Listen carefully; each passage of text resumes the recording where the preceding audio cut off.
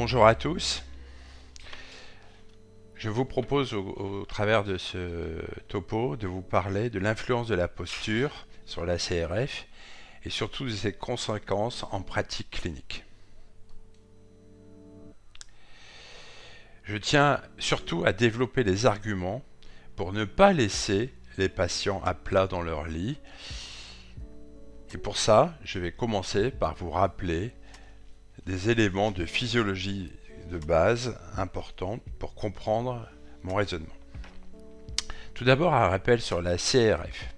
Je vous rappelle que la CRF, c'est la quantité de gaz qui reste présente dans les poumons à la fin d'une expiration physiologique non forcée. Deuxième rappel, c'est quoi la capacité de fermeture? La capacité de fermeture, représentée ici, c'est le volume pulmonaire en dessous duquel apparaît une fermeture de certaines bronchioles. Et de ce fait, les alvéoles concernées ne sont plus ventilées et se crée un phénomène de shunt pulmonaire et apparaît une hypoxémie.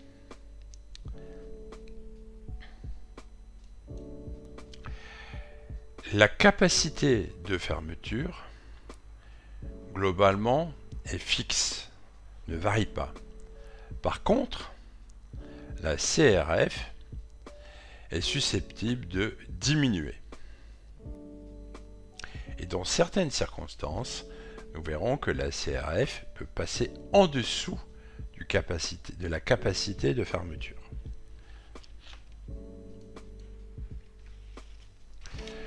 Je vous rappelle que normalement, le diaphragme,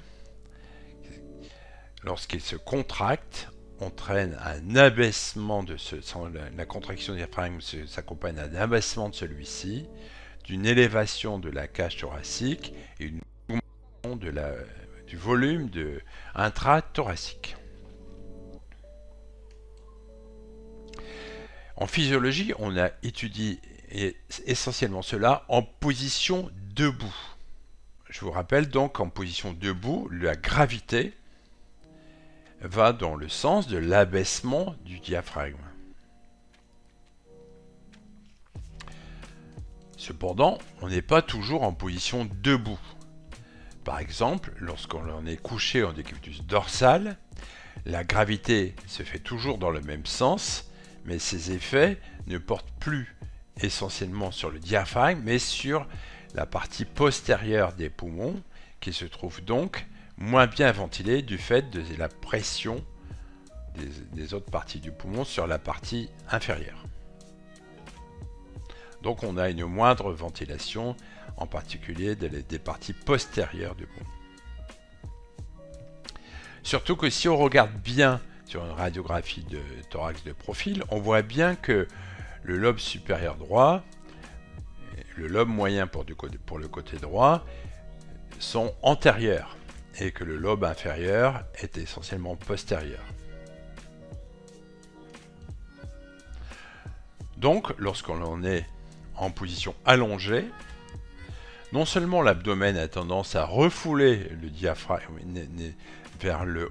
vers la partie céphalique, vers la tête, mais en plus la gravité se surajoute, ce qui fait que les lobes inférieurs sont l'objet de phénomènes d'augmentation de la pression et risquent de moins bien ventiler et d'être comprimés à la partie postérieure. Donc on voit bien que cette CRF joue un rôle important et je vous rappelle qu'on a étudié ça de manière physiologique en position debout. Mais voyez qu'en position allongée, il y a une réduction importante de la CRF puisque ça dépasse 1 litre de CRF et que donc on a des chances importantes de se retrouver en dessous du volume de fermeture, de la capacité de fermeture. Donc ce phénomène que l'on observe de diminution de la CRF lorsqu'on est allongé, du fait de la pression diaphragmatique, de la gravité, est encore aggravé dans certaines circonstances, en particulier lorsqu'on fait une anesthésie, lorsqu'on met des curares, lorsque le chirurgien intervient, lorsqu'il y a une augmentation de la pression intra-abdominale du fait par exemple d'une augmentation d'acide par exemple qui comprime encore plus le diaphragme. Donc, il y a donc un phénomène de gravité qui joue un rôle. En physiologie, dans la vie courante, ce phénomène de gravité n'a pas beaucoup d'importance. Mais dans certaines circonstances, ce phénomène de gravité peut jouer un rôle. Ce qui fait qu'en pratique, on va absolument éviter le décubitus dorsal strict dans la majorité des situations cliniques.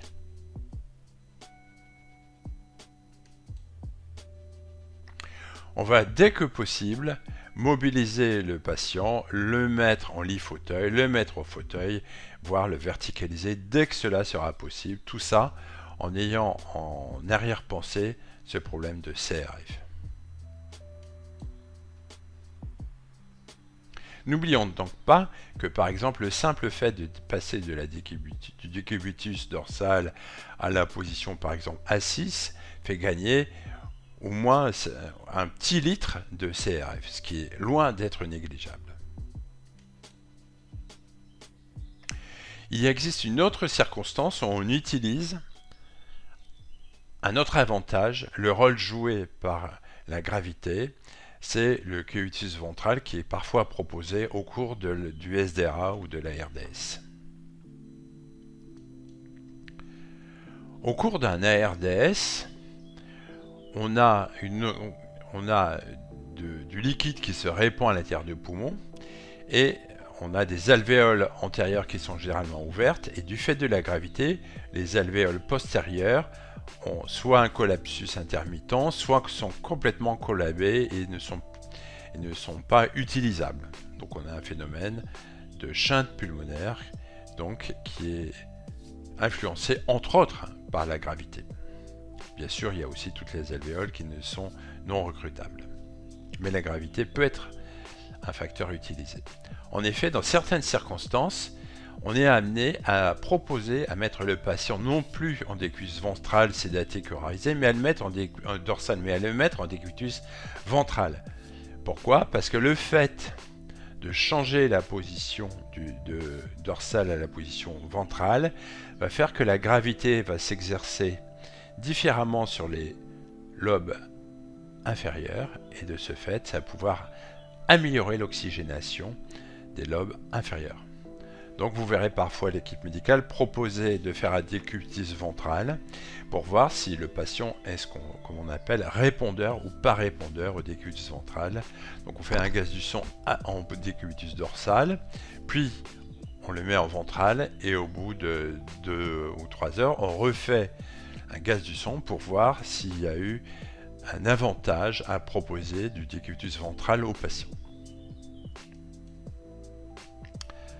Voilà, donc je fais un plaidoyer pour qu'on mette le patient dans la meilleure position possible pour qu'il puisse au mieux possible utiliser ses capacités pulmonaires. Je vous remercie de votre attention.